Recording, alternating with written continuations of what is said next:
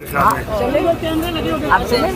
साहब को मिल लेते हैं, 103 बंदों की इजाजत मांग लेते हैं, अंदर जाके उनको मिलते हैं, फैमिली में से 1-2 बंदे आ जाए मेरे साथ, उनसे बात करते हैं। अस्सलाम वालेकुम, कैसे हैं? जी हमारी नहीं लगा रहे तो ज्यादती है, मतलब है हमारे गंडापुर साहब आज केस उन्होंने कमिट किया था कि इस हफ्ते सुनेंगे, तो आज उनको सुनना चाहिए।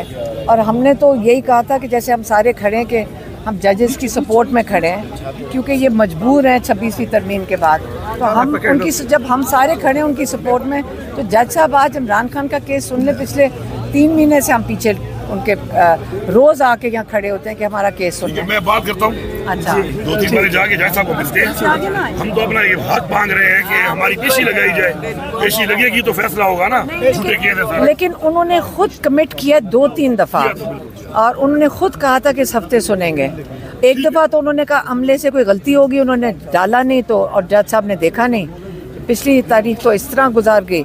लेकिन अब आज सुन लें, मतलब क्या मजबूरी हो सकती है कि इमरान खान का बेल का केस नहीं सुन सकते? मजबूरी तो टेलीफोन आ जाती है ना मीडिया की, अदलिया आजाद ही नहीं है, टेलीफोनों के ऊपर तारीखें और फैसले अगर होंगे फिर तो ये होगा। ठीक है, मैं बात करके दोबारा इधर आ रहा हूं। अच्छा गंडापुर साहब ये बताइएगा कि पीपल्स पार्टी केपी के अंदर जो करप्शन है उसके खिलाफ एहतजाज कर रही है, और कल उसके ऊपर शेलिंग वगैरह भी की गई है। पहली बात तो ये है कि जो अपने आप कहते हैं ना जमहूरी, कल जो हरकत इन्होंने की है ना झंडे जलाने वाली, ये बहुत घटी हरकत है। जमहूरी पार्टियों में कभी ऐसा नहीं होता। दूसरी बात यह है कि मैं सिर्फ 2 बातें कर लूंगा कि IMF का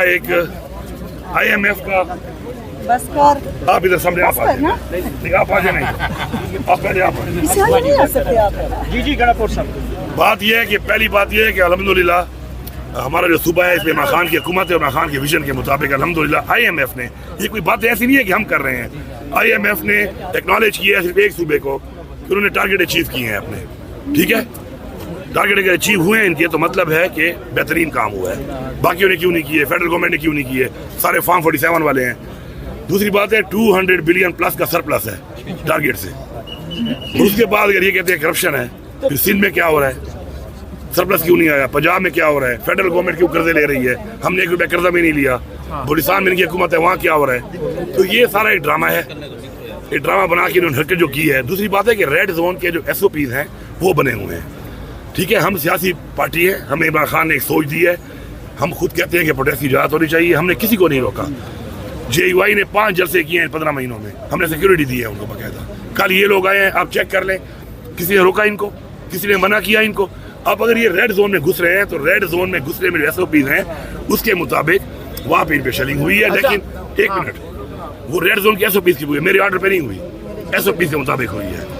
उसके बाद इनको नजर नहीं आया, इन्होंने धावा बोल दिया कैंप के ऊपर और वहाँ पे झंडे चला दिए। तो ये मैं समझता हूँ कि भुट्टो को तो ऐसे ही मार चुके हैं सियासी तौर पर, इंसान तो मर जाते हैं, नजरिए जिंदा रहते हैं। अब उसके बाद जमहूरी पार्टी कहने वाले झंडे और 1 सीट इनकी नहीं है वहाँ पर, और ये बातें कर रहे हैं। तो अगर इस तरह मैं आ जाऊँ तो क्या ये मेरे वर्कर से अपने दफ्तर झंडा लगवा लेंगे कहीं पर? लेकिन हमें इमरान खान ने तरबियत नहीं दी है। तो ये घटिया किस्म की जो ये सियासत है इससे गुरेज करना चाहिए। और यहाँ पे जो आपके सामने ये हो रहा है, इस पे आप जरा देखें, इमरान खान के ऊपर कोई केस नहीं है, बेगुनाह जेल में डाला हुआ है, मैंडेट हमारा चोरी किया हुआ है, यहाँ पे फॉर्म 47 में हुकूमत में बैठे हुए हैं और कहते हैं ये बातें कर रहे हैं, एहतजाज ये कर रहे हैं। इनको तो शर्म आनी चाहिए कि तुमने मैंडेट चोरी करके तुम यहाँ बैठे हुए हो और तुमने डाका मारा है इमरान खान के मैंडेट के ऊपर, उस बंदे को आपने जेल में डाला हुआ है, यहाँ केस नहीं लग रहे, और जिनके कहने पे चल रहे हैं, जो इनको हुक्म दे रहे हैं, उन्होंने पहले मुल्क में मार्शल लॉ लगा के इस मुल्क का तख्ता निकाला है। इस मुल्क की तबाही कब शुरू हुई है? इस मुल्क में तबाही तब शुरू हुई है जब इस मुल्क में तजर्बे किए गए मार्शल लॉ लगाने के। मार्शल लॉ लगा लेते हैं, सियासत अपने कंट्रोल में, हुकूमतें अपने कंट्रोल में, जब दिल किया बंदे छोड़े हुए हैं उनको निकाला, हुकूमतें गिरा दी। हुकूमतें गिराने और बनाने इनका काम तो नहीं है। हाँ, इनका काम है, वो काम ही करें, जंग लड़ें। अब जंग हुई है, जंग में कामयाबी अगर हुई है वेल डन, लेकिन आपका काम वो जंग लड़ना है। आपका काम ये नहीं है जो आप कर रहे हैं कि आप घुसे हुए हैं यहाँ पे, लोगों पे गलत पर्चे काटो, तशद्दुद करो, लोगों को उठाओ, उनसे पार्टियां तब्दील कराओ। तो जब मुल्क में मुल्क के इदारे वो काम नहीं करते जो मुल्क के आइन के मुताबिक उनको बताए गए हैं, जो उनकी डोमेन है, तो उसके बाद मुल्क में यही हालात होते हैं जो बने हुए हैं।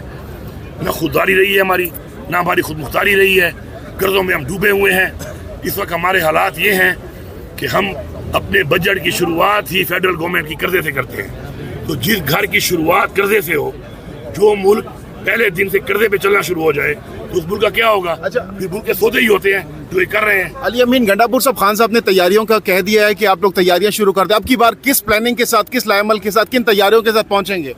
دیکھیں ابھی جب ہم پلاننگ کریں گے, جب ہم ڈیسائیڈ کریں گے کس طریقے سے ہم نے آنا ہے, اب پہلے سے بتا تو نہیں سکتے ہم, کیونکہ پہلے سے بتانے کے بعد آپ نے دیکھ لیا کہ انہوں نے کیا حال ہمارے ساتھ کیا ہے.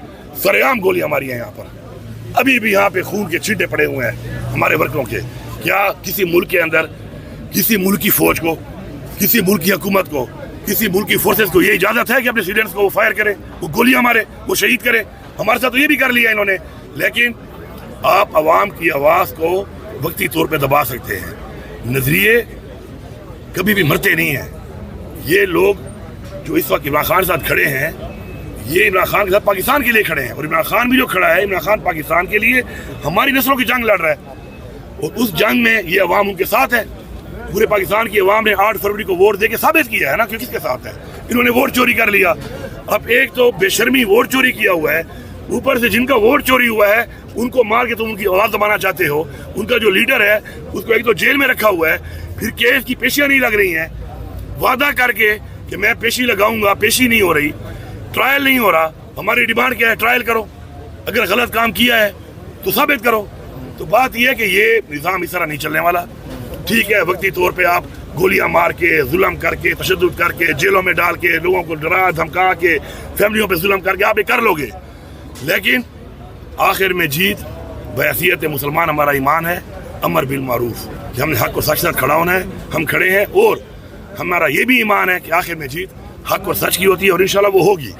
بہتر ہے کہ ہار مان لیں, اپنی غلطی مان لیں, اپنی غلطی مان کے اس کو ٹھیک کر لیں, قوم سے معافی مانگ لیں اور اپنی غلطی کو مان کر ٹھیک کر لیں, بجائے مزید تشدد, مزید آگے بڑھ کر اس ملک کو بھی نقصان دے رہے ہیں, اپنے ادارے کی توقیر کو بھی نقصان دے رہے ہیں, اپنے ملک کی سالمیت کو بھی نقصان دے رہے ہیں, اور اپنے ملک سے ڈرامہ بنا کے پوری دنیا میں ایک تماشا بنا ہوا ہے کہ پاکستان کے اندر جمہوریت ہے ہی نہیں.